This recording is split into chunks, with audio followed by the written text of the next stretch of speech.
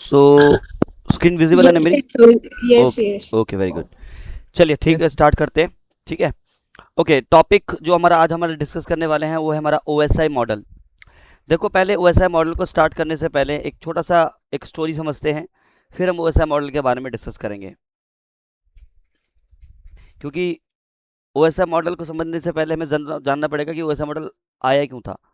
तो देखो, अगर मैं बात करूं 1970s की, तो 1970s में जब हमारा नेटवर्क इनिशियली आया ही था, तब उस टाइम क्या था, 1970 की बात कर रहा हूँ, 1970 जब हमारा नेटवर्क स्टार्ट ही हुआ था, तब उस टाइम कोई स्पेसिफिक प्रोटोकॉल या कोई स्पेसिफिक स्टैंडर्डाइजेशन नहीं था। जैसे कि एग्जांपल, कुछ कंपनी थी 1970 के टाइम पे, जैसे कि आईबीएम हो गया, देन हमारे पास हो गया डेकनेट।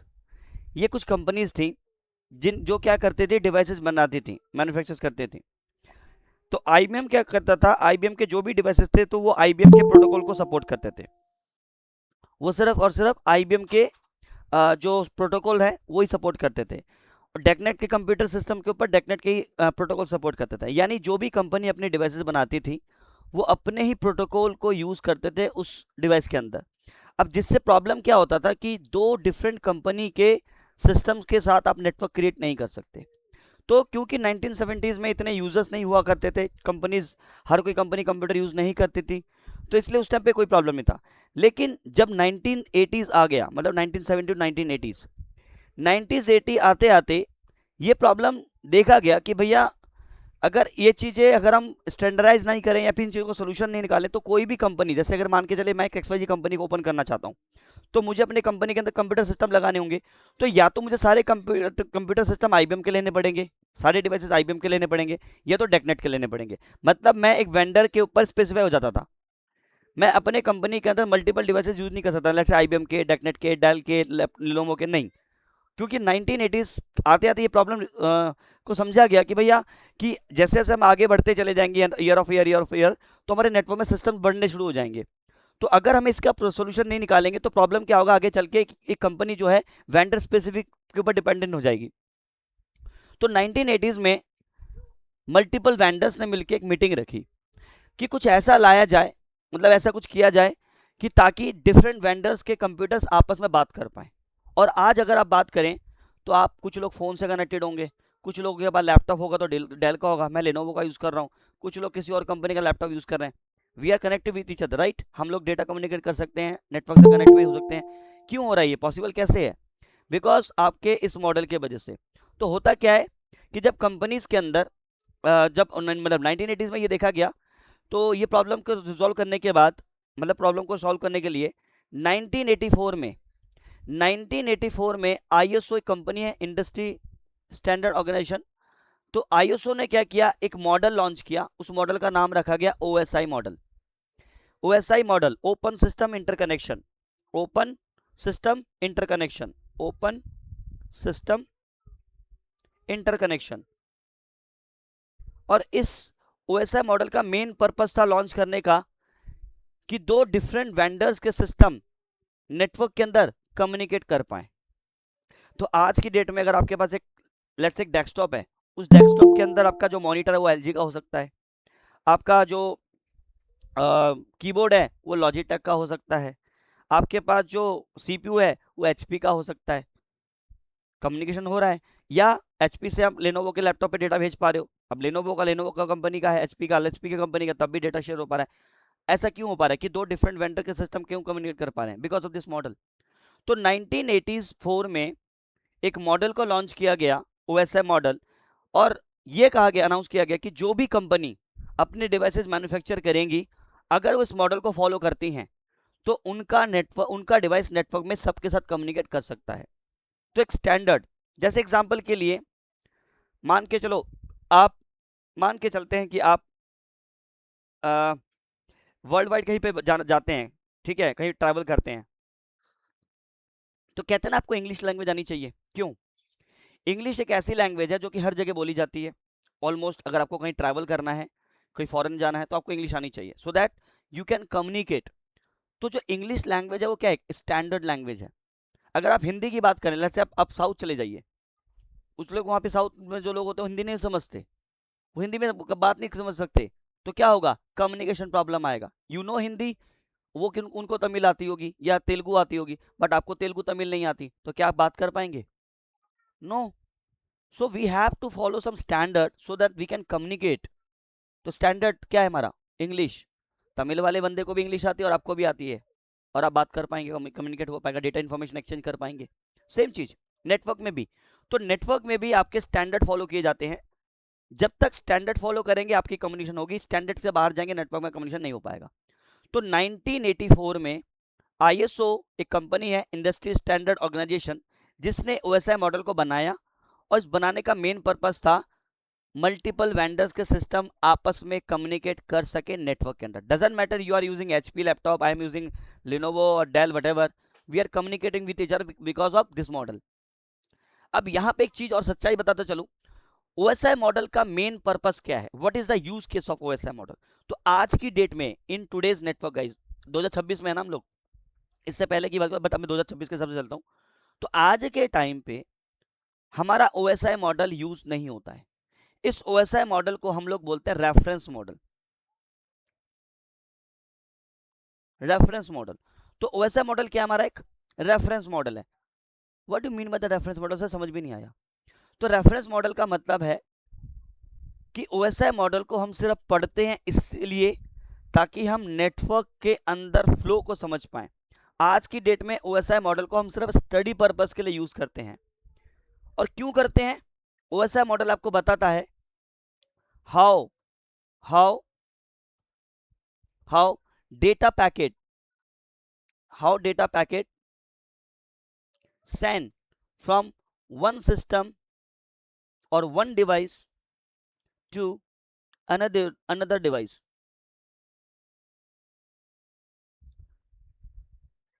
How data packet send from one device to another device in the network. यानी जो ओएसआई मॉडल का मेन पर्पस है वो ये है कि आपके नेटवर्क में डेटा फ्लो कैसे होता है, एक सिस्टम से डेटा कैसे जनरेट होता है, कैसे डेटा सिस्टम के अंदर ऑपरेट करता है, कैसे प्रोसेस करता है, और वो कैसे नेटवर्क पे जाता है और दूसरा सिस्टम उसको रिसीव करता है। इस फ्लो को समझने के लिए ही आज हम ओएसआई मॉडल को पढ़ते हैं। तो जो हमारा ओएसआई मॉडल है ना, तो देखो पहली चीज को मैं एक चीज बताता चलूं। हमारे पास जो नेटवर्क मॉडल है ना, जो नेटवर्क मॉडल है वो दो टाइप के हैं। एक है हमारा ओएसआई मॉडल और दूसरा हमारे पास है TCP IP model. TCP IP model. तो जो आज की डेट में जो पूरा जो रियल टाइम, जो रियल वर्ल्ड, जो रियल टाइम पे जो नेटवर्क में जो कम्युनिकेशन होता है वो टीसीपी आईपी मॉडल के ऊपर होता है, ना कि ओएसआई के ऊपर।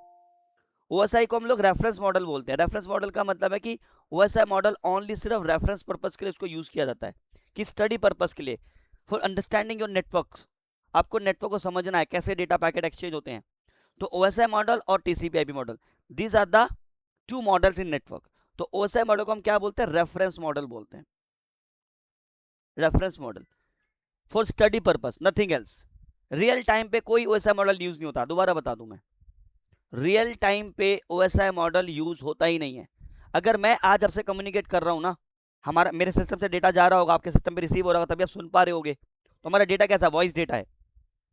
बट मेरे सिस्टम से डेटा जनरेट हो रहा है और वो आप तक पहुंच रहा है। कौन से प्रोटोकॉल के, तो कौन से मॉडल के थ्रू? टीसीपी आईपी मॉडल के थ्रू। तो सर फिर हमारा टाइम वेस्ट क्यों कर रहे हो सर ओएसआई मॉडल पढ़ा के? क्योंकि ओएसआई मॉडल को समझना बहुत इजी है, अंडरस्टैंडिंग है, that is a reference model बोल रहे हैं हम उसको। हम पूरा का पूरा जो मॉडल, जो नेटवर्क का जो फ्लो है वो ओएसआई मॉडल पे ही समझेंगे, और 1 मिनट लगाएंगे टीसीपी आईपी मॉडल को समझने में, क्लियर हो जाएगा। यानी OSI model TCP IP model exactly same है। ऐसा नहीं है कि ओएसआई मॉडल का तरीका अलग है और टीसीपी आईपी का मॉडल का तरीका अलग है, नहीं। जैसा एक एक bit by bit OSI model के अंदर प्रोसेस यूज किया जाता था टीसीपी आईपी, बट ऐसा क्यों कि आज की डेट में टीसीपी आईपी मॉडल यूज होता है, ओएसआई मॉडल क्यों? देखो ओएसआई मॉडल पहले आया था, टीसीपी बाद में, बट टीसीपी फेमस हो गया, ओएसआई फ्लॉप हो गया, क्यों? सिंपल से एक एग्जांपल देना चाहूंगा, उसके बाद आप रिलेट कर पाएंगे। आप कोई भी मार्केट में जाते हैं, कोई फोन परचेस करते हैं, अब आप फ़ोन परचेस करते हैं, उस फ़ोन में कोई खराबी आ जाती है। अब खराबी आ जाती है, उसको सर्विस सेंटर में लेके जाते हैं और आपको सर्विस खराब मिलती है, तो आप क्या करेंगे? नेक्स्ट टाइम से आप उस कंपनी का कोई फ़ोन परचेस नहीं करेंगे और किसी को सजेस्ट भी नहीं करेंगे, क्योंकि जो प्रॉब्लम्स आपने फेस करी है उसको सोल्यूशन तो देना पड़ेगा इन द सेम टाइम। अगर सोल्यूशन नहीं मिला, आप जा रहे हैं, कोई आपकी सुनवाई नहीं हो रही है, और आप इरिटेट हो जाएंगे और आप क्या करेंगे? नेक्स्ट टाइम से आप बोलेंगे मैं तुम्हारी कंपनी का फ़ोन यूज़ ही नहीं करूंगा, 4 लोगों को और बताऊंगा मैं कि इन कंपनी का फ़ोन मत यूज़ करने की सर्विस बहुत बेकार है। और एक कंपनी में गए, आपका फ़ोन खराब हुआ, गए, उन्होंने कहा अच्छा सर आपका फ़ोन खराब हुआ, कब लिया था सर? 2 दिन पहले लिया था। ठीक है सर रखिए, मैं आपको नया पीस देता हूँ। आपको बोलेगा क्या सर्विस है यार, मैं 4 लोगों को और बताऊंगा। तो यही तरीका था, यही प्रॉब्लम थी ओएसआई मॉडल के अंदर, कि ओएसआई मॉडल के अंदर जब लॉन्च किया गया, देखो कोई भी चीज़ जब पहली बार लॉन्च होती है तो ऑब्वियसली कोई ना कोई बग्स मिलेंगे। अगर कोई चीज़ फर्स्ट टाइम लॉन्च हो रही है तो उसमें ऑब्वियसली वो इम्प्लीमेंटेशन मोड पे है, वो टेस्टिंग मोड पे है। अब टेस्टिंग मोड पे है तो अब कोई प्रॉब्लम आएगा।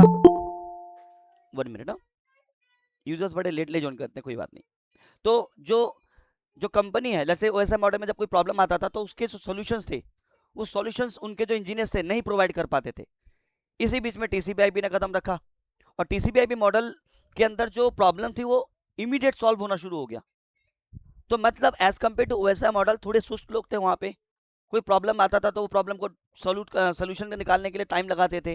वेर एज कम्पेयर टीसीपी/आईपी, अगर कोई बग आता तो इमीडिएटली उसको रिजॉल्व भी देते थे, सोल्यूशन भी देते थे। तो धीरे धीरे धीरे धीरे because of टीसीपी/आईपी, because it's improvement करना शुरू कर दिया, आपके नेटवर्क में जो बग्स थे उसको फिक्स करना शुरू कर दिया, जिस वजह से टीसीपी/आईपी धीरे धीरे फेमस होना शुरू हो गया और ओएसआई पीछे की तरफ चला गया। और उसके बाद ऐसा हुआ कि ओएसआई मॉडल आज के में यूज होता ही नहीं है, ओनली टीसीपी/आईपी मॉडल। बट दोनों का काम करने का तरीका एक एक सेम है। लेकिन आज भी अगर कोई भी इंजीनियर एज अ कोई भी network engineer as a fresher कोई नेटवर्किंग को पहली बार पढ़ेगा ना, उसको ओएसआई मॉडल ही सिखाया जाता है। मतलब इसने अभी भी अपना जगह बना रखा है for as a reference model. हम किसी का रेफर लेके हम चीजों को समझ रहे हैं, that is a reference model. यहाँ पे हम क्या कर रहे हैं? यहाँ पे हम ओएसआई मॉडल का रेफर ले रहे हैं to understanding how the network is work, how the packets are flowing. फिर उसके बाद टीसीपी/आईपी में मुझे 1 मिनट लगेगा, 1 मिनट लगेगा सिर्फ समझाने के लिए। तो ओएसआई मॉडल का मेन पर्पस था दो डिफरेंट वेंडर के सिस्टम के बीच में कम्युनिकेशन कराने के लिए उसको लाया गया था। कब आया था? 1984 में आया था। कौन लेकर आया था? आईएसओ लेकर आया था। इसको लाने का मेन पर्पस था दो डिफरेंट वेंडर के सिस्टम, दो अलग अलग कंपनी के सिस्टम आपस में कम्युनिकेट कर पाए। अभी डाउट्स लूंगा, पहले मैं कंप्लीट करूं फिर मैं आपका डाउट्स लेता हूं। तो this is all about your OSI model. पढ़ते हैं थोड़ा सा इसको। तो ओएसआई मॉडल क्या है, थोड़ा डेफिनेशन पढ़ते हैं। एंड टेंशन नहीं लेना guys, I will provide this document to you guys, इसको आप पढ़ेंगे।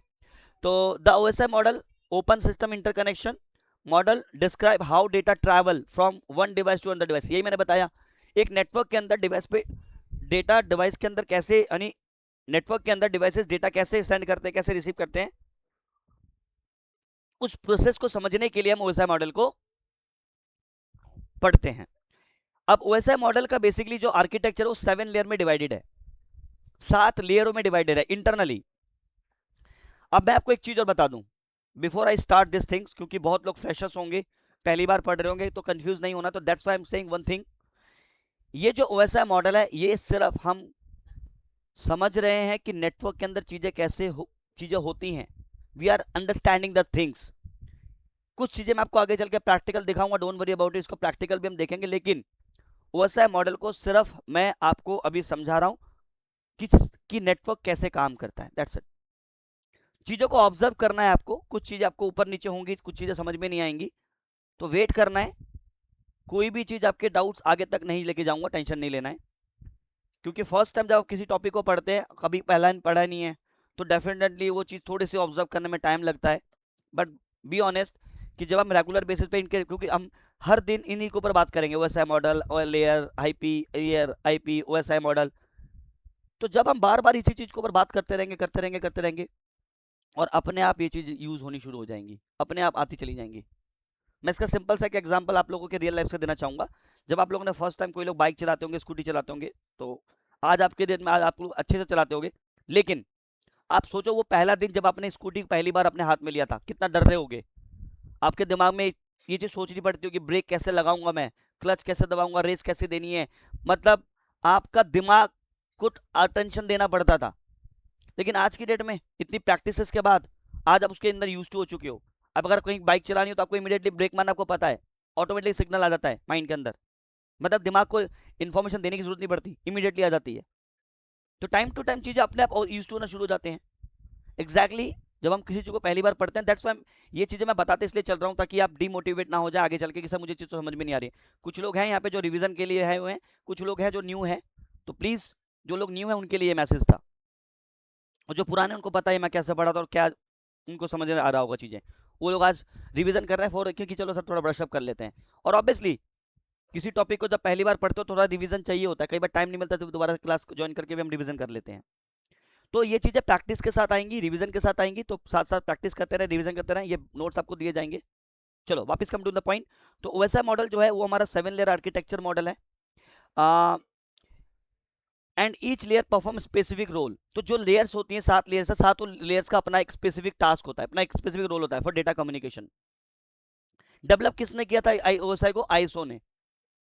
और कब किया था? 1984 में। तो 1984 में ओएसआई मॉडल को लॉन्च किया गया था। नाउ सॉरी ये क्या हो गया, नया पेज खुल गया, एक मिनट। नाउ अभी यहाँ पे सबसे पहले हम बात करते हैं एप्लीकेशन लेयर की। अब before I start this thing, तो मैं थोड़ा सा आपको मैं कुछ चीजें आपको समझाना चाहूंगा, 1 मिनट। हाँ, क्योंकि मैं कोई कंफ्यूजिंग क्रिएट नहीं करना चाहता आप लोगों के बीच में। तो मैं OSI model, OSI model layers, ठीक है। तो मैं इमेज पे चला जाऊंगा, I just go to in image, तो आपको इमेज से ज्यादा रिलेट कर पाएंगे।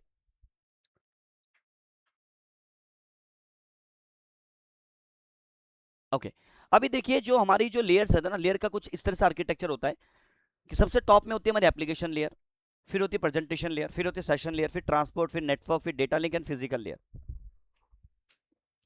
जो एप्लीकेशन लेयर होती है ना, अच्छा सर इतना सारी चीज तो मुझे याद नहीं हो पाएगा, तो इसके लिए शॉर्ट फॉर्म मैं यूज बता देता हूँ, A P S T N D P, याद करने के लिए। APSTNDP याद करने के लिए 2-4 बार रट लोगे तो याद हो जाएगा। A for application, P for presentation, S for session, T for transport, N for network, D for data link and P for physical layer.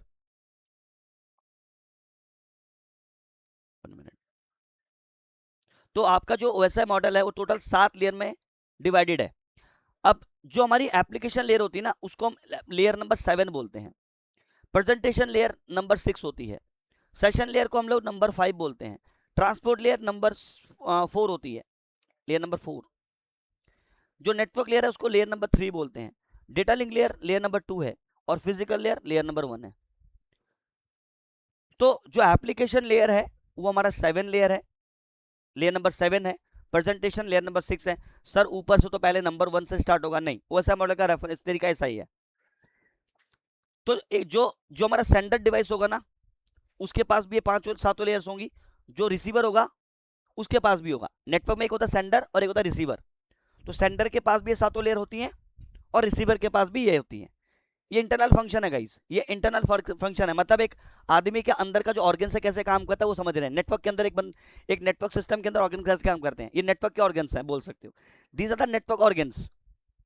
जैसे हम ह्यूमंस के अंदर होते हैं ना, बॉडी के अंदर दिल, हार्ट, किडनी, ये सब चीजें, वो एक्जैक्टली नेटवर्क का ही हार्ट, ये कह लो कि नेटवर्क के ऑर्गन्स हैं ये। दीज आर 7 ऑर्गन्स, और हर ऑर्गन्स का अपना एक डिफरेंट टास्क है। तो चीजों को रियल लाइफ से कनेक्ट करोगे ना तो चीजों को समझने में इजी हो जाएगा। तो एप्लीकेशन लेयर 7, लेयर नंबर 7 होती है, 6, 5, 4, 3, 2 एंड 1। जो ऊपर की लेयर्स होती है 7, 6 एंड 5, इसको हम एप्लीकेशन लेयर बोलते हैं। Upper layer, software layer, sorry it's a software layer. जो 7, 6 एंड 5 यानी एप्लीकेशन लेयर, प्रेजेंटेशन लेयर और सेशन लेयर, मैं नोटपैड पे लिखता चलता हूँ, मैं एमएस पेंट पे चलता हूँ। तो जो हमारा एप्लीकेशन लेयर है, application layer, application layer, then हमारा है presentation, 1 minute, application layer, then हमारा presentation layer,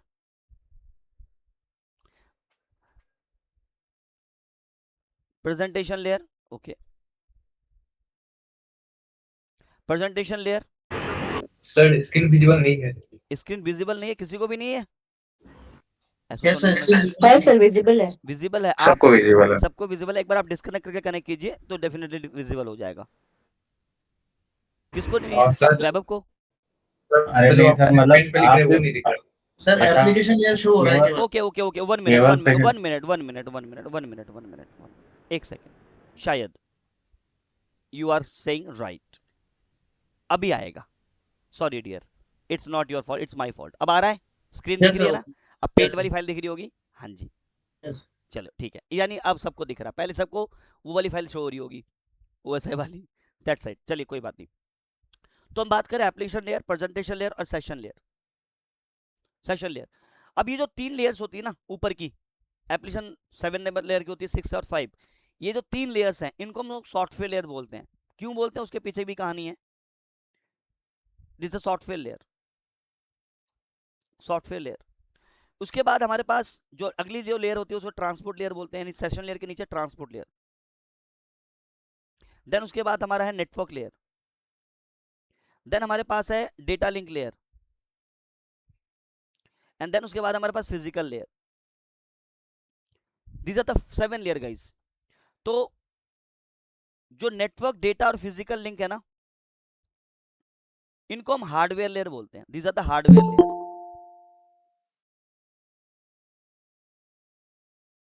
this is the hardware layer, इसको हम लोग हार्डवेयर लेयर बोलते हैं, हार्डवेयर लेयर। अब सॉफ्टवेयर लेयर और हार्डवेयर लेयर, और जो बीच में जो ट्रांसपोर्ट लेयर है वो कौन है? वो एक स्पेसिफिक टाइप ऑफ रोल कह सकते हो, ये है हमारा heart of OSI. This is your heart of OSI, इसको बोलते हैं हम heart of OSI, heart of OSI. क्योंकि जो ट्रांसपोर्ट लेयर है इसी का काम है ऊपर सॉफ्टवेयर लेयर को और हार्डवेयर लेयर को कनेक्ट करना।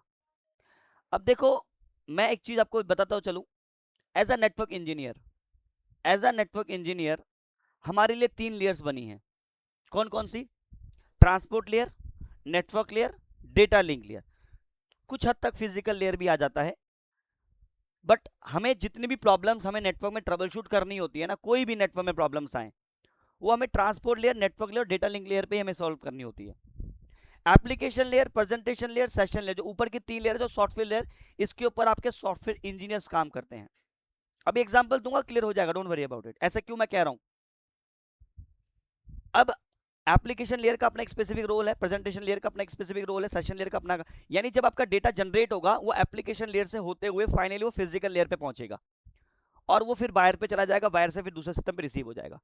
तो हमारे नेटवर्क में भाई साहब एक होते हैं सेंडर जो नेटवर्क में डेटा को सेंड करेंगे, और एक होता है हमारे नेटवर्क में रिसीवर।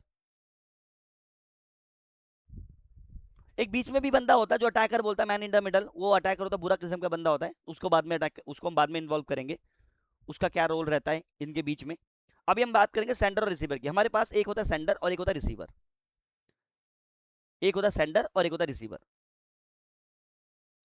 दोनों सेंडर और रिसीवर में दोनों कंप्यूटर सिस्टम हो सकते हैं, एक कंप्यूटर हो सकता है, एक सर्वर हो सकता है, कुछ भी हो सकता है, बट 2 डिवाइस हैं, एक सेंडर एक रिसीवर है। सेंडर के पास भी ये application layer, presentation layer, up to physical layer होता है, और आपके रिसीवर के पास भी होता है। लेकिन जो सेंडर जो सबसे पहली लेयर को यूज करता है for communication, that is application layer. अभी बताऊंगा क्यों होता है। Application layer is the first layer for sender. हालांकि एप्लीकेशन लेयर जो है वो लेयर नंबर 7 है, बट सेंडर सबसे पहले इसी लेयर को यूज करता है फॉर डेटा कम्युनिकेशन। क्यों करता है अभी बात करते हैं। लेकिन जो रिसीवर है, रिसीवर की जो पहली लेयर जो यूज होती है वो फिजिकल लेयर है। ऐसा क्यों बताऊंगा अभी। तो application layer is the first layer for sender side, physical layer is the first layer for the receiver side. ये चीज आपको क्लियर होनी चाहिए। एक सेंडर एक रिसीवर होता है। अब कैसे होता है समझो इस चीज को। जब सेंडर डेटा सेंड करेगा तो उसका डेटा एप्लीकेशन से चलता हुआ, प्रेजेंटेशन से चलता हुआ, सेशन से चलता हुआ, फाइनली वो फिजिकल लेयर पे पहुंचेगा। ये सेंडर है और ये रिसीवर है। तो रिसीवर के पास भी ये लेयर्स होंगी सारी। तो जब आपका डेटा सेंडर के एंड पे एप्लीकेशन लेयर से होते हुए, फिजिकल लेयर से, सेशन लेयर से होते हुए, फाइनली वो फिजिकल लेयर पे पहुंचेगा और डेटा वायर में चला जाएगा, और उसके बाद रिसीविंग एंड पे सबसे पहले वो फिजिकल लेयर पे रिसीव करेगा, फिर वो डेटा लिंक पे जाएगा, फिर नेटवर्क लेयर पे जाएगा, फिर ट्रांसपोर्ट लेयर पे जाएगा, फिर सेशन पे जाएगा, फिर प्रेजेंटेशन पे जाएगा, फाइनली एप्लीकेशन पे रिसीव होगी। तो मेनली जो कम्युनिकेशन होती है वो एप्लीकेशन टू एप्लीकेशन होती है। अगर मैं आपको व्हाट्सएप पे कोई मैसेज देता हूं तो क्या वो आपको फेसबुक पे रिसीव होती है? बिल्कुल नहीं। You receive the same application. हम लोग कम्युनिकेशन कैसे करते हैं? Through applications. तो नेटवर्क में भी कम्युनिकेशन करने के वी नीड एन एप्लीकेशन। आपका एप्लीकेशन मेरा एप्लीकेशन आपस में बात करता है। मींस अगर मुझे डेटा भेजना है नेटवर्क पे, मुझे चाहिए application, whatever you are using, Facebook chat, WhatsApp chat, whatever. तो अगर मैंने व्हाट्सएप पे कोई मैसेज भेजा तो आपको व्हाट्सएप पे ही रिसीव होगा, मींस एप्लीकेशन टू एप्लीकेशन। तो आपका जब एप्लीकेशन लेयर से डेटा जनरेट हुआ तो वो प्रेजेंटेशन से होते हुए, सेशन से होते हुए फाइनली फिजिकल लेयर पे पहुंचेगा, और रिसीवर सबसे पहले वो फिजिकल लेयर पे रिसीव करेगा, फिर डेटा लिंक पे, फिर नेटवर्क पे, फिर ट्रांसपोर्ट, फिर सेशन, फिर प्रेजेंटेशन, फिर फाइनली एप्लीकेशन पे। तो this two application will work. तो सेंडर एंड पे physical application layer is the first layer, on the receiving end physical layer is the first layer. ये चीज आपको क्लियर होनी चाहिए। अब इन लेयर्स के क्या काम है वो बात की बात है, but this are the layers. Your communication will divide into 7 layers. आपका जो डेटा, लेट्स से मैंने नेटवर्क में हेलो भेजा, अब वो हेलो इन टोटल नंबर से, ये टोटल लेयर से होते हुए फाइनली हो जाएगा फिजिकल लेयर पे, और सामने वाला रिसीव करेगा। तो सबसे पहले हम बात करते हैं one by one in layers के बारे में। हमें पता लग गया कि 7 लेयर्स हैं। अब इन लेयर्स का क्या काम है इसको पढ़ते हैं। एप्लीकेशन लेयर क्या करती है, प्रेजेंटेशन लेयर क्या करती है, सेशन लेयर क्या करती है, ट्रांसपोर्ट लेयर क्या करती है, नेटवर्क लेयर क्या करती है, डेटा लिंक लेयर क्या करती है, और फिजिकल लेयर क्या करती है। तो एज अ नेटवर्क इंजीनियर मैं आपको बता दूं, आपको ज्यादा कुछ इसमें करना नहीं है इन 3 लेयर्स के ऊपर। ये आपका काम नहीं है। We are understanding what is happening here, that's it. As per our एक सिंपल सा चीज है कि देखो, आप केमिस्ट के शॉप पे जाते हो, अगर मान के चलो आपके सर में दर्द हुआ, अब क्या करेंगे? आप केमिस्ट के शॉप पे जाएंगे, बोलेंगे दवाई दे दे। वो डॉक्टर थोड़ी है, but he know the things. हाँ, ये दवाई ले लो, खा लो, ठीक हो जाओगे। लेकिन अगर आपको लगता है कि भाई मुझे प्रॉब्लम ऐसी है कि जो केमिस्ट की दवाई से ठीक नहीं होगी, मुझे डॉक्टर के पास भी जाना पड़ेगा, तो फाइनली मुझे डॉक्टर के पास ही जाना पड़ेगा। तो कहने का मतलब है, as per network engineer we have to know this things. हमें transport layer, network layer, data link layer पे हमें एक्सपर्ट होना है। Application, presentation layer, session layer पे ज्यादा फोकस नहीं करना है, क्योंकि हमारा काम ही नहीं है। हाँ, हमें समझना है कि हो क्या रहा है, हमें समझना है फॉर द अंडरस्टैंडिंग पर्पस कि एप्लीकेशन लेयर का काम क्या है। कल को अगर मान के चलो आपका व्हाट्सएप एप्लीकेशन क्रैश कर जाए, तो क्या नेटवर्क इंजीनियर को बुलाएंगे, ला भाई इधर आ, मेरा व्हाट्सएप एप्लीकेशन खराब हो गया है, क्रैश कर गया, चला के दे? नहीं, वो व्हाट्सएप जिसने बनाया उसके पास जाएंगे आप कि व्हाट्सएप एप्लीकेशन, लेट्स से आपकी कंपनी में काम कर रहा है, आपकी कंपनी का एक एप्लीकेशन है, वो एप्लीकेशन हैंग कर रहा है, वो एप्लीकेशन चल नहीं रहा है, वो ओपन नहीं हो रहा है, तो आप किसको बोलेंगे? एप्लीकेशन टीम को बोलेंगे, ना कि नेटवर्क वाले बंदे को। आ भाई मेरा नेटवर्क, मेरा डेटा, एप्लीकेशन तो खुले पहले, तब तो डेटा भेजोगे। तो that's why guys, application layer, presentation layer, session layer, इन तीनों लेयर्स का काम आपके सॉफ्टवेयर इंजीनियर्स का काम होता है।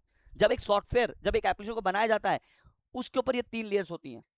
तो ये काम कौन हैंडल करती है? यानी application layer, presentation layer, session layer का काम एप्लीकेशन हैंडल करती है। तो सिर्फ हमें समझना है कि वो कैसे काम करती है, उनमें क्या क्या काम होता है। एप्लीकेशन लेयर का काम क्या है, प्रेजेंटेशन लेयर का काम क्या है, सेशन लेयर का काम क्या है, हमें ये देखना है। अगर इनमें से किसी भी लेयर में कोई प्रॉब्लम आती है, तो you are not a responsible guys, we are not responsible, we are network engineer guys. हमारी जवाबदारी होगी ट्रांसपोर्ट लेयर पे, नेटवर्क लेयर पे, डेटा लिंक लेयर पे। भाई मेरा डेटा क्यों नहीं जा रहा, देखो डेटा ड्रॉप हो रहा है, देखो। हमारे 2 सिस्टम, 2 नेटवर्क को आपस में कनेक्ट करना है, वो हमारा काम है। हमारा काम ये नहीं है कोई एप्लीकेशन चल रहा है तो हम उसको नहीं चल रहा उसको हमें ठीक करेंगे, नो। तो that is the concept we need to learn, we need to clear it. ठीक है, अब अगर आप इंटरव्यू देने जाएंगे तो डेफिनेटली वो एप्लीकेशन लेयर के बारे में पूछ सकते हैं। आप थोड़ी बोलेंगे सर मैं तो नेटवर्क इंजीनियर के इंटरव्यू देने के लिए आया हूँ, आप मुझसे एप्लीकेशन के बारे में कैसे पूछ सकते हैं? नहीं, वो आपको जानना चाहेगा कि एप्लीकेशन लेयर के बारे में कितनी जानकारी रखते हो। एज पर नेटवर्क इंजीनियर जितना हमें चाहिए उतना होना चाहिए, दैट्स इट। हमें पता होना चाहिए कि एप्लीकेशन लेयर का काम क्या है, उस पर कौन कौन से एप्लीकेशन काम करती है, उनका प्रोटोकॉल क्या, दैट्स इट। यही हमारा रोल है। कौन कौन से प्रोटोकॉल एप्लीकेशन लेयर पे काम करता है ये हमें जानना जरूरी है। वो एप्लीकेशन का टास्क क्या है, बैकएंड में क्या काम कर रहा है, वो एप्लीकेशन काम नहीं कर रहा, वो मेरा हाथ नहीं है। मेरी कंपनी ने एप्लीकेशन बनाया, अब वो एप्लीकेशन कुछ ना कुछ प्रोटोकॉल पे काम करेगा, वो हमें पता होना चाहिए, क्योंकि हमें उस प्रोटोकॉल को नेटवर्क पे अलाउ करना है, उस प्रोटोकॉल के ऊपर कम्युनिकेशन हमें अलाउ करना है, ये हमारा काम है। तो इतनी इंफॉर्मेशन हमारे पास होनी चाहिए, that's it. Coming to the point, one by one application layer पे चलते हैं हम। तो सबसे पहले हम बात करते हैं एप्लीकेशन लेयर का काम क्या है। तो एप्लीकेशन लेयर का काम है, मतलब it is the closest layer to the user. भाई यूजर के लिए सबसे पहला किसी चीज को एक्सेस करना, अगर आपको गूगल एक्सेस करना, आप क्या करेंगे? अगर आपको कोई वेबसाइट एक्सेस करनी है, आप क्या करेंगे? अगर आपको ईमेल एक्सेस कर, आपको किसी को ईमेल भेजना, आप क्या करेंगे? आपको एक एप्लीकेशन चाहिए। अगर आपको ब्राउज कोई वेबसाइट को एक्सेस करना है तो आपको कोई ब्राउजर चाहिए, चाहे वो गूगल क्रोम हो, चाहे मोजिला फायरफॉक्स हो, चाहे ओपेरा हो। कोई भी वेबसाइट को ओपन करने के लिए मुझे एक ब्राउजर चाहिए, that is application. So it's a closest to the user. एक यूजर को नेटवर्क से कनेक्टिविटी करनी है, नेटवर्क से कनेक्ट करना है, नेटवर्क पे डेटा भेजना है, एप्लीकेशन चाहिए। बिना एप्लीकेशन पे नेटवर्क डेटा भेज सकते हो? नहीं। बिना एप्लीकेशन के डेटा भेज सकते हो? नहीं। अगर किसी को ईमेल करना है तो ऑब्वियसली जीमेल करना, तो जीमेल के लिए मुझे ब्राउजर पे जाना पड़ेगा, या जीमेल का एप्लीकेशन मेरे लैपटॉप मेरे फोन में होगा। फेसबुक एक्सेस करना है, मेरे पास फेसबुक का एप्लीकेशन है, मेरे पास लैपटॉप है, तो फेसबुक के लिए मेरे पास वेबसाइट है। तो without application you cannot access any data from network. You need an application. So that's why it's the first communication layer. That is the first communication layer. आप डेटा भेज रहे हैं, रिक्वेस्ट भेज रहे हैं www.google.com, आप क्या कर रहे हैं? आप google.com यानी आप गूगल के सर्वर से उससे उसका वेबसाइट मांग रहे हैं, भाई मुझे अपना वेबसाइट दिखा, मुझे देखना है। रिक्वेस्ट कर रहे हैं, मतलब भेज रहे हैं, रिक्वेस्ट भेज रहे हैं आपने। www.cisco.com, मुझे सिस्को की वेबसाइट दिखाओ। आपने रिक्वेस्ट भेजी, send application, you need a browser. So application layer जो होती है वो क्लोजेस्ट लेयर होती है यूजर्स के लिए, जिसका काम है नेटवर्क के अंदर प्रोवाइड नेटवर्क सर्विसेज। अब नेटवर्क सर्विसेज क्या होता है अभी बात करेंगे, थोड़ी देर में रुक जाओ। एप्लीकेशन लेयर का काम है provide network services to the applications. कौन कौन सी सर्विस होती है? जैसे एचटीटीपी है, एचटीटीपीएस है, एफटीपी, एसएमटीपी है। मुझे किसी को मेल भेजना है तो मेल भेजने के लिए एक प्रोटोकॉल रिस्पॉन्सिबल है। मुझे एक वेबसाइट एक्सेस करना है, उसके लिए एक डिफरेंट प्रोटोकॉल रिस्पॉन्सिबल है। मुझे किसी फाइल को डाउनलोड करना है, उसके लिए एक डिफरेंट प्रोटोकॉल रिस्पॉन्सिबल है। उसको प्रोटोकॉल बोल लो, सर्विस बोल लो। आप एक सोसाइटी में रहते होगे, तो अगर आपको किसी सर्विस की रिक्वायरमेंट है, कोई सर्विस अगर आपको चाहिए, जैसे एग्जांपल आपको डॉक्टर, आपको कोई हेल्थ रिलेटेड सर्विस चाहिए, आप कहाँ जाएंगे? डॉक्टर के पास। अगर आपको घर में कोई नल ठीक करना है, बाथरूम का कोई नल टूट गया है, तो प्लम्बर के पास जाएंगे। अगर लकड़ी का कुछ काम कराना तो आपको कारपेंटर के पास जाना पड़ेगा। क्या डॉक्टर के पास जाके बोलेंगे चल मेरे घर में नल खराब हो गया, ठीक करने चल? You need a service. आपको कोई सर्विस चाहिए तो आपको राइट पर्सन के पास जाना पड़ेगा। तो नेटवर्क में भी डिफरेंट डिफरेंट सर्विसेज होती हैं। जैसे मैं फाइल डाउनलोड करना चाहता हूं, मैं किसी को मेल भेजना चाहता हूं, मैं कोई वेबसाइट एक्सेस करना चाहता हूं, मैं किसी डिवाइस को कॉन्फ़िगर करना चाहता हूं, तो डिफरेंट डिफरेंट रिक्वायरमेंट के लिए डिफरेंट डिफरेंट एप्लीकेशन होती है, डिफरेंट डिफरेंट सर्विसेज होती हैं। तो उसी के बारे में बात हो रही है यहाँ पे, provide network services to application. तो different different application, different different network services. Network services किसे बोलते हैं? जैसे कि एचटीटीपी हो गया, एचटीटीपीएस हो गया, टेलनेट हो गया, सुना होगा आप लोगों ने, एफटीपी हो गया, एसएमटीपी हो गया, पॉप3 हो गया, आईमैप हो गया। ये सारे आपके एप्लीकेशन की सर्विसेज हैं। Enable communication through a application protocol. Obviously application layer का काम क्या है?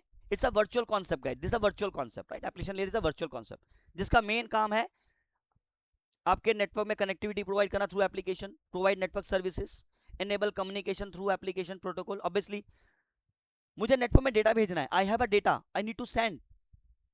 अब सेंड करने के लिए मुझे एप्लीकेशन चाहिए, मुझे सेंड करने के लिए मुझे एप्लीकेशन चाहिए, बट एप्लीकेशन के अंदर जो मुझे डेटा भेजना है, उसको भेजने के लिए भी मुझे एक पर्सन की रिक्वायरमेंट होगी, एक बंदा चाहिए मुझे, उसको बोलते हैं प्रोटोकॉल। तो नेटवर्क में आपने एक वर्ड सुना होगा प्रोटोकॉल। प्रोटोकॉल मतलब set of rule, you will follow the rule, you can communicate, you will not follow, you will not communicate. Simple है। कोई कंपनी के अंदर एक बंदा कंपनी के प्रोटोकॉल के अगेंस्ट जाकर उसको कंपनी क्या कर देगी? टर्मिनेट कर देगी। बट नेटवर्क में टर्मिनेशन नहीं है। नेटवर्क में अगर आपका प्रोटोकॉल के अगेंस्ट जाओगे तो कम्युनिकेशन नहीं होगा। तो प्रोटोकॉल क्या? Setup rule. तो आपके जो एप्लीकेशंस हैं वो प्रोटोकॉल पे काम करते हैं, और आपके नेटवर्क में डिफरेंट डिफरेंट प्रोटोकॉल्स होते हैं, जैसे एचटीटीपी, एचटीटीपीएस, ये आपके सामने लिखे हुए हैं। एचटीटीपी, एचटीटीपीएस, सबका अपना अपना अलग अलग काम है। जैसे एचटीटीपी, एचटीटीपीएस का काम है वेब सर्विसेज को एक्सेस करना। अब मुझे कोई वेबसाइट, मुझे कोई एप्लीकेशन, लेट्स से मैं कोई नेटवर्क में डेटा एक्सेस करना चाहता हूं, जैसे मैं वेबसाइट एक्सेस करना चाहता हूं, तो मुझे ब्राउजर चाहिए। मैं ब्राउजर पे जाऊंगा, www.google.com, cisco.com टाइप करूंगा, मेरी वेबसाइट खुल जाएगी। Let me show you, let me show you. www.cisco.com, ये मैंने वेबसाइट मैंने एंटर किया, क्या ध्यान से देखना, मैंने एक ब्राउजर ओपन किया, उस ब्राउजर के एड्रेस बार पे जाके मैंने सिर्फ एक नाम लिखा www.cisco.com और मैंने एंटर मार दिया, तो मेरी वेबसाइट खुल गई, बिल्कुल खुल गई। लेकिन अगर मैं इस ब्राउजर पे दोबारा क्लिक करूं तो आप यहां पे देखेंगे, यहां पे HTTPS अपने आप लिख के आया, मैंने नहीं लिखा कहीं पे। ये क्यों हुआ? क्योंकि इस एप्लीकेशन को ऐसा डिजाइन किया गया है। इस एप्लीकेशन को डिजाइन इसलिए किया गया है ताकि आप कोई वेबसाइट को एक्सेस कर सके, और वेबसाइट को एक्सेस करने के लिए हमारे पास ये दो प्रोटोकॉल रिस्पॉन्सिबल है, HTTP HTTPS। आप डिसाइड नहीं करेंगे कि मैं प्रोटोकॉल HTTPS यूज करूं या HTTP। जो भी एप्लीकेशन या जो वेब सर्वर ने, जो भी वेबसाइट जिसने बनाई है, वो रिस्पॉन्सिबल है कि मेरी वेबसाइट HTTP पे खुलेगी या HTTPS पे। अगर मेरा वहां पे HTTPS नहीं लग रहा है, कोई प्रॉब्लम आ रहा है, एग्जाम्पल के लिए मेरा HTTP नहीं लग रहा है, तो you are not responsible guys, वो एप्लीकेशन का बग है, वो एप्लीकेशन टीम हैंडल करेगी, वो एप्लीकेशन टीम हैंडल करेगी। मान के चलें एग्जाम्पल के लिए व्हाट आई एम सेइंग, एक बंदा आपके पास भागता हुआ आया, सर मेरी वेबसाइट नहीं खुल रही, कोई वेबसाइट नहीं खुल रही सर। अच्छा चलो देखते हैं, आप गए, अब वेबसाइट नहीं खुली तो ऑब्वियसली नेटवर्क का काम होगा। और मैक्सिमम ना कंपनी के अंदर, एक बात बताऊं, कंपनी के अंदर कोई चीज अगर चल नहीं रही ना, तो सारा का सारा ब्लेम उठा के नेटवर्क वाले को डाल दो या फायरवॉल वाली टीम को डाल दो, कुछ चीज ब्लॉक होती है तो। कोई भी अपने बंदे पे इन्वेस्टिगेट करना नहीं चाहेगा, वो डायरेक्टली ब्लेम डालेगा नेटवर्क पे, भले ही बाद में घूम फिर के प्रॉब्लम एप्लीकेशन की निकले। न जाने इतनी सारी चीजें मैंने अपने लाइफ टाइम में, इतनी सारी प्रॉब्लम मैंने निकाल घूम फिर के उनके टीम की निकलती है, सर्वर टीम की तो एप्लीकेशन टीम की। तो नाउ एक बात करता हूँ, तो एक बंदा भागता हुआ आपके पास आया, मेरा गूगल वेबसाइट नहीं, मेरा कोई वेबसाइट नहीं चल रही, आप उसके पास गए, आपने कहा बता, उसने देखा भाई, उसने कोई ना, एग्जांपल के लिए उसने कोई ब्राउजर डाउनलोड करके रखा था, कोई अच्छा, सर ये ब्राउजर बहुत अच्छा है, मुझे अच्छा लग रहा है देखने, मैंने इसलिए किया, इस ब्राउजर के ऊपर ना कोई वेबसाइट नहीं खुली सर, देखो सर कुछ ब्लॉक हो रखा है, आपने ट्राई किया google.com, cisco.com, facebook.com, youtube.com, कुछ भी नहीं खुल रहा। लेकिन आपने क्रोम ओपन किया, उस पर चल रहा है, आपने मोजिला फायरफॉक्स ओपन किया, उसमें चल रहा है, किसी और वेबसाइट और तो आप क्या बोलेंगे उसको, भाई तेरी वेबसाइट सही चल रही है, तेरी इस एप्लीकेशन में प्रॉब्लम है, अब ये जो एप्लीकेशन है कहाँ से लिया है, नहीं लिया, तू अपना वहाँ पे चेक करवाओ। That's the reason guys. तो मैं यही बता रहा हूँ कि HTTPS पे, यानी जो एप्लीकेशन लेयर पे जो बग्स आते हैं ना, वो आपकी एप्लीकेशन टीम हैंडल करती है। तो एप्लीकेशन या कोई भी एप्लीकेशन लेयर पे कोई चीज़ अगर आप एक्सेस करते हो, कोई वेबसाइट एक्सेस करते हो, कोई मेल भेजते हो, तो उसके लिए सारे प्रोटोकॉल है, these are the protocol guys that running on application layer. ये वो प्रोटोकॉल है जो कि एप्लीकेशन लेयर पे काम करती हैं। अब एक और चीज़ मैं आपको बता दूं, एप्लीकेशन लेयर पे काम करने का मतलब है कि जब भी हम कोई डेटा जनरेट करेंगे थ्रू दिस प्रोटोकॉल, ये एप्लीकेशन लेयर पे इनका डेटा जनरेट होगा, यानी this are the protocol actually guys who will generate the data. अब वो डिफरेंट रिक्वायरमेंट है, डिफरेंट, जैसे HTTP का अलग काम है, DNS का अलग काम है, SMTP का अलग काम है। तो HTTP और HTTPS जो प्रोटोकॉल है, इसका मेन पर्पस है आपके वेब सर्वर को एक्सेस करना, वेबसाइट को एक्सेस करने के लिए प्रोटोकॉल यूज होते हैं। HTTP सिक्योर नहीं है, HTTPS सिक्योर वेबसाइट्स ओपन होने के लिए होता है। और आज के डेट में मैक्सिमम वेबसाइट आपके HTTPS बेस्ड है। क्या मैंने वहाँ पे www.cisco.com टाइप किया, क्या मैंने HTTPS लगाया था? नहीं, अपने आप लग गया। वो कौन डिसाइड किया? एप्लीकेशन ने। अब क्रोम को जिसने बनाया है उसने ये डिसाइड किया कि कोई बंदा कोई वेबसाइट अगर एक्सेस करेगा, उससे पहले HTTP और HTTPS अपने आप लगेगा। क्यों उसके आगे पहले DNS नहीं लगा? क्यों उसके पहले SMTP नहीं लगा? क्यों उसके पहले टेलनेट नहीं लगा? HTTP HTTPS ही क्यों लगा? क्योंकि एप्लीकेशन के बंदे ने जो एप्लीकेशन बनाया है, उसने ये चीज डिसाइड किया है। आप नेटवर्क इंजीनियर होकर डिसाइड नहीं कर सकते। हाँ, अगर कोई बंदे का वेबसाइट नहीं चल रहा है तो आप, वो आपके रिस्पॉन्सिबल है, वो आप देखेंगे क्यों नहीं चल रहा है, वो बात की बात है। तो this are the protocol guys. DNS का काम क्या है? DNS का काम है नेटवर्क के अंदर नेम रेजोल्यूशन कराना। जितने भी नेटवर्क के अंदर आप कोई वेबसाइट एक्सेस करते हो www.google.com, यानी एक URL के थ्रू, इसको हम URL बोलते हैं, facebook.com, youtube.com, ये सारे जो वेबसाइट्स होती हैं, ये सारी वेबसाइट्स आपकी IP के ऊपर काम करती है, यानी पूरा का पूरा जो नेटवर्क होता है वो IP के ऊपर काम करता है। तो जो DNS होता है ना, ये आपका एक kind of a phone book की तरह होता है। जैसे आपके फोन में फोन बुक होता है ना, उस फोन बुक का काम क्या है? उस फोन बुक का काम है कि आपके पास किसी का नंबर है तो उस नंबर को आप नेम में सेव कर लेंगे। क्यों?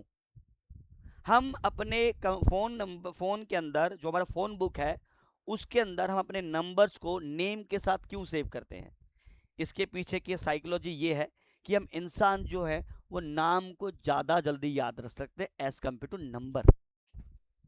आप एक कंपनी में काम करते हैं, आप आज नए नए ज्वाइन हुए हैं, मे भी शायद आपको 10 दिन लगेंगे उस कंपनी के अंदर हर बंदे का नाम को याद करने के लिए। चलो 10 दिन नहीं, 5 दिन ले लेते हैं, या 2 दिन में आपको याद हो जाएंगे, तेरा नाम ये, तेरा नाम ये, तेरा नाम ये, तेरा नाम ये, हमें नाम। लेकिन उनके कॉन्टैक्ट नंबर आप याद कर लोगे, but will take more time. मे भी शायद 2 दिन बाद भूल जाओगे, नाम नहीं भूलोगे। मेरा नाम मोहित है, याद हो गया। मेरा नंबर 9999 फिर 4 दिन में भूल जाओगे। तो ह्यूमन का जो ब्रेन है ना, वो नेम को रिकॉग्नाइज करता है, नंबर्स को नहीं। लेकिन जो कंप्यूटर सिस्टम्स होते हैं वो नंबर्स में डील करता है, नाम में नहीं। तो कैसे होगा काम? तो डीएनएस है आपके फोन में, जो फोन बुक है, उस फोन बुक का काम क्या है? आप किसी के नंबर को नाम के साथ सेव करते हो। अगर किसी उस बंदे को आपको कॉल करना है तो आप नाम सर्च करते हो और डायल कर देते हो। बैकएंड में क्या होता है? बैकएंड में आपका नंबर ही डायल होता है। आप नाम को सर्च करके डायल करते हो, बैकएंड में नंबर डालता है। सेम इसी तरीके से नेटवर्क में भी जब डेटा भेजा जाता है तो आईपी के ऊपर ही भेजा जाता है। लेट्स से www.google.com, मुझे वेबसाइट ओपन करनी, ये नाम है www.google.com, इसके पीछे एक आईपी एड्रेस मैप्ड होता है। तो जब हम किसी वेबसाइट को एक्सेस करते हैं तो सबसे पहली रिक्वेस्ट हमारे डीएनएस सर्वर के पास जाती है। डीएनएस सर्वर एक भाई साहब है जिसका काम है एक रजिस्टर मेंटेन करना, उसके अंदर उस नाम के पीछे उसका आईपी एड्रेस है, जैसे नाम के पीछे नंबर, वो काम है। तो जैसे आपने www.google.com किया, आपकी रिक्वेस्ट डीएनएस सर्वर के पास गई, डीएनएस सर्वर ने उस नाम के अगेंस्ट आपको आईपी प्रोवाइड कर दिया और उस आईपी का रिक्वेस्ट आपने उस सर्वर के साथ भेज दिया। तो डीएनएस का काम है नेम रेजोल्यूशन। इसको हम पढ़ेंगे आगे चल के, नो डाउट डिटेल में पढ़ेंगे डीएनएस का काम क्या है, कैसे कैसे काम करता है, we will see definitely in detail. बकायदा हमारे 1 घंटे की क्लास इसी के ऊपर है, इसी डीएनएस के ऊपर है। नेटवर्क का बहुत अच्छा प्रोटोकॉल है ये। तो अभी के लिए सर ओवरव्यू लीजिए। अभी मैं सब चीज़ों को डिटेल में बताने लग जाऊंगा तो सर में दर्द होने लग जाएगा और समझ में भी कुछ नहीं आएगा। तो यहाँ तक पहुँचने के लिए थोड़ा टाइम आपको देना पड़ेगा। अभी तो तीसरी क्लास, चौथी क्लास है हमारी। एटलीस्ट 10 से 15 क्लास आपको मेरे साथ कनेक्ट होना पड़ेगा, तब आप चीज़ों को समझना शुरू कर देंगे। हालांकि अभी भी समझ में आ ही रहा होगा, बट फिर भी और ज़्यादा बेटर समझ पाओगे। तो डीएनएस का काम है, एसएमटीपी ईमेल के लिए होता है। जब आप नेटवर्क में मेल भेजते हैं तो SMTP protocol will responsible to send your mail. आपने google.com खोला, सॉरी जीमेल खोला, आपने कंपोज मेल किया, उसमें अच्छा खासा मेल लिखा और अपने बॉस को या अपने दोस्त को, अपने फ्रेंड को सेंड कर दिया। सेंड किया, सेंड करने के बाद जो प्रोटोकॉल, जो जो डेटा आपका गया लेके, कौन? जो मेल लेकर गया, कौन? SMTP. SMTP protocol, simple mail transfer protocol, जिसका काम है मेल सेंड करने के लिए। जब आप कोई मेल रिसीव करते हो ना, तो 2 प्रोटोकॉल है, पॉप और आईमैप। पॉप और आईमैप क्या डिफरेंट है बाद में पढ़ाऊंगा। सो अभी प्रोटोकॉल के बारे में डिटेल में आगे थोड़ा बहुत ओवरव्यू ले लेंगे। कल को अगर मुझसे कोई पूछ डाले एसएमटीपी, आईमर और पॉप 3 में क्या डिफरेंस है बताओ मुझे, फिर आप क्या बताओगे? तो वेट करो, उसके ऊपर भी बात करेंगे। तो एसएमटीपी का होता है मेल को भेजने के लिए, और पॉप 3 और आईमैप का काम होता है मेल को रिसीव करने के लिए। इसी तरीके से हमारे पास एक एफटीपी प्रोटोकॉल है, फाइल ट्रांसफर प्रोटोकॉल, जिसका काम है नेटवर्क में किसी फाइल को डाउनलोड और अपलोड करना।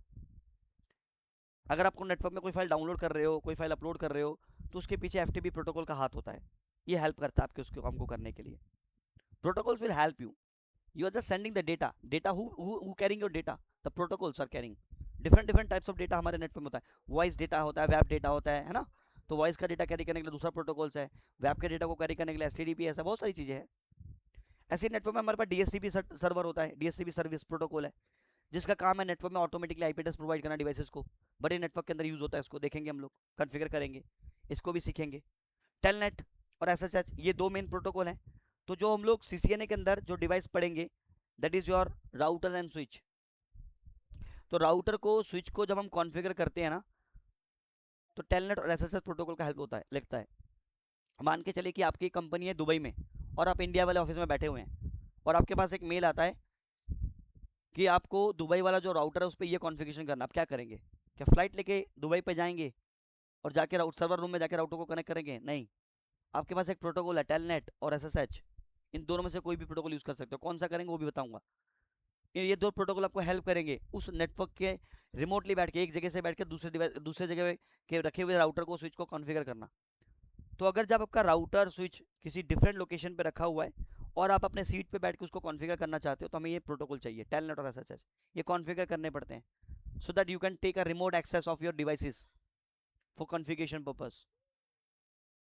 तो एप्लीकेशन लेयर वो लेयर होती है जिसपे आपका एप्लीकेशन काम करता है। कौन कौन से एप्लीकेशन है? जैसे वेब ब्राउजर है, व्हाट्सएप है, जूम है, ईमेल क्लाइंट है। जूम का काम क्या है? गूगल मीट का काम क्या है? ये वीडियो कॉन्फ्रेंसिंग करना। ईमेल क्लाइंट का काम क्या है? ईमेल भेजना, रिसीव करना। व्हाट्सएप का काम क्या है? Normal chatting, video call, audio call, ये भी इसमें भी होता है। वेब ब्राउजर का काम क्या है? वेबसाइट एक्सेस करना, सिंपल। तो these are the application guys जिसके थ्रू आप नेटवर्क से कनेक्ट होते हो। तो सिंपल सा फंडा है, अगर मुझे नेटवर्क से कनेक्ट करना है, मुझे नेटवर्क पे डेटा भेजना, we need an application. Different different application का डिफरेंट डिफरेंट रोल है। व्हाट्सएप का काम अलग है, फेसबुक का काम अलग है, लिंक्डइन का काम अलग है, इंस्टाग्राम का काम अलग है। मतलब एप्लीकेशन में कुछ ना कुछ कर ही रहे हो ना, दैट्स इट। सो नेटवर्क में डेटा भेजना है तो वी नीड एन एप्लीकेशन, और वो एप्लीकेशन आपका नेटवर्क से कनेक्ट भी होना चाहिए। ऐसा नहीं कि आपका फोन ही कनेक्ट नहीं है और आप डेटा भेजो, नहीं जाएगा। तो this are the application. Any doubt guys application layer में? किसी को कोई डाउट है, क्वेश्चन है यहाँ पे? सबको क्लियर है? सबको क्लियर है? सर एक डाउट है जी पूछिए। सर, वो है कि सर सर्विस और इसके बारे में डिफरेंस क्या है, प्रोटोकॉल के बारे में? किसके बारे में? सॉरी दोबारा रिपीट करो। प्रोटोकॉल और सर्विस, इन दोनों के बीच में प्रोटोकॉल और सर्विस दोनों डिफरेंस क्या है चीज, यार? नहीं नहीं नहीं हाँ। नहीं, सर्विस और प्रोटोकॉल। सर्विस का मतलब है, देखो प्रोटोकॉल कैसा setup rule, how your communication will happen, कैसे होगा कम्युनिकेशन, वो प्रोटोकॉल डिसाइड करेगी। और सर्विस वो है जो जो एक्चुअल में उस सर्विस के लिए हमें, जैसे एग्जांपल के लिए बता दूं कि प्रोटोकॉल क्या है। प्रोटोकॉल एक्चुअल में सेटअप रूल है कम्युनिकेशन के लिए। अगर मुझे नेटवर्क में कम्युनिकेशन करना है, वी नीड अ प्रोटोकॉल। अब सर्विस क्या है? सर्विस एक ऐसी फीचर है जिससे आप नेटवर्क के अंदर एक पर्टिकुलर सर्विसेज प्रोवाइड करते हो। जैसे कि डीएससीपी, मुझे एक IP automatically IP address grab करना है, मुझे एक आईपी एड्रेस को ग्रैब करना है, मुझे एक ऑटोमेटिक आईपी एड्रेस चाहिए, तो मुझे डीएससीपी की सर्विस लेनी पड़ेगी। और डीएससीपी सर्वर के ऊपर प्रोटोकॉल है, बूट पी प्रोटोकॉल, जो हेल्प करेगा हमारे डेटा को करने के लिए। तो सर्विस आपके पर्टिकुलर, एक्चुअल में देखो सर्विस क्या है? Service is a feature that is provide your resources. Service सब क्या कर रहे हैं? रिसोर्सेज प्रोवाइड करवा रहे हैं। जैसे ऑटोमेटिक आईपी एड्रेस के, राइट, ईमेल सेंड करवा रहा है, ये सर्विसेज है। प्रोटोकॉल क्या है? वो प्रोटोकॉल है जिसके थ्रू वो डेटा जा रहा है। सेटअप, डेटा जाएगा कैसे? There is some setup rule ना। कम्युनिकेशन होगा कैसे? How the communication will flow, that is protocol. Got it? और सर दूसरा था इम्प्लीमेंटिंग ए मॉडल और रेफरिंग ए मॉडल, इन दोनों के बीच में क्या दोनों में difference क्या है? फर्क है? सर देखो रियल टाइम पे जो नेटवर्क में जो डेटा फ्लो होता है ना, वो इंप्लीमेंटेशन, मतलब जो रियल में नेटवर्क में चल रहा है। रेफरेंस का मॉडल जो कि नेटवर्क पे चल नहीं रहा, उसको हम रेफर ले रहे हैं पढ़ने के लिए, अंडरस्टैंडिंग करने के लिए, बुक्स जैसे काइंड ऑफ बुक का रेफर ले रहे हैं, है ना। तो कहने का मतलब है जो इंप्लीमेंटेशन है that is a practical way, and जो reference model that's a theoretical way. Clear है?